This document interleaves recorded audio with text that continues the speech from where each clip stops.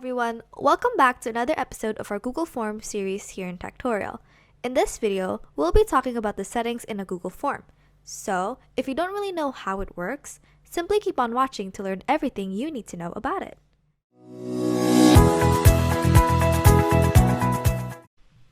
If you ever used Google Forms before, or perhaps you've watched our previous videos, you might have noticed that there's a gear icon on the top right. Just like every other software or application, the gear icon represents the settings. Thus, when you click on it, the settings of the Google Forms will appear. Ticking the Collect Email Addresses checkbox gathers the respondent's registered email address in the response.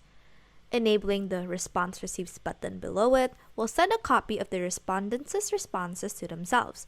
And you can also choose whether to always send a copy or only send it when the respondent requests it. In the case when you're collecting data from, let's say, a school or any other organization, Google Forms has a feature where you can restrict the form so that it is only available to users from a certain domain. When you tick this checkbox, users are required to sign in with Google, and if they're from an external domain, they will not be able to access the form. It is also possible to limit respondents to only one response per email address by ticking the Limit to One Response checkbox. After a respondent submits their response, you can also allow them to edit their responses if they made a mistake and view summary charts and text responses. To turn these features on, all you have to do is enable the two checkboxes here.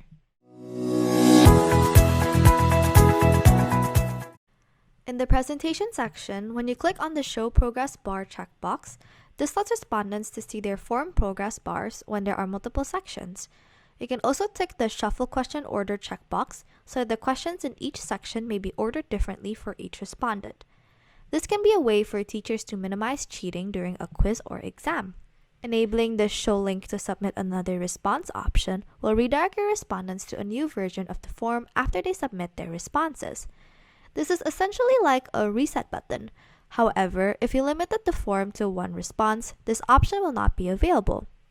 In the space below, you can also type a custom confirmation message that will appear after the respondents submit their response. Google Forms can be used to conduct quizzes for your classes or assign homework. To do this, go to the Quizzes section of your settings and enable the Make This a Quiz button.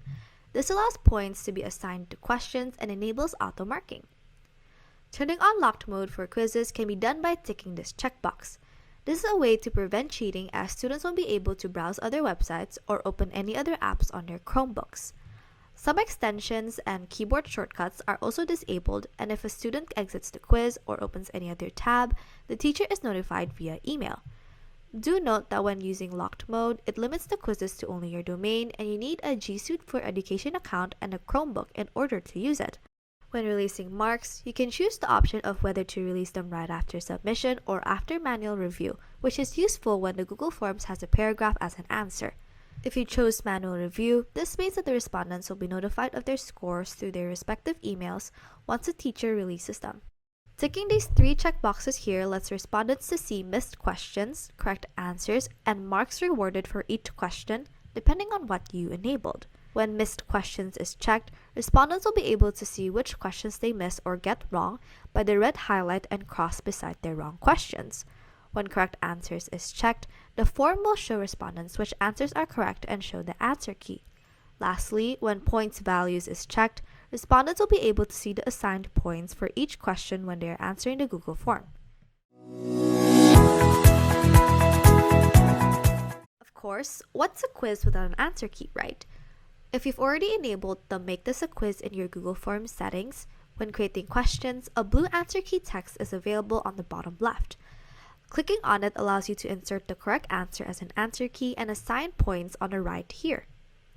You can also add an answer feedback for incorrect and correct answers, and even insert a link, text display, and YouTube video. Short answer, multiple choice, checkbox, drop-down, multiple choice, and checkbox grid questions can have an answer key. For short answer, you can adjust to make any other answer other than the answer key to be incorrect. The remaining type of questions don't have an answer key, but you can still award points and add answer feedback. Thank you for watching. Make sure to leave a like, subscribe, and of course, turn on the notification bell to get notified whenever we upload. See you next time!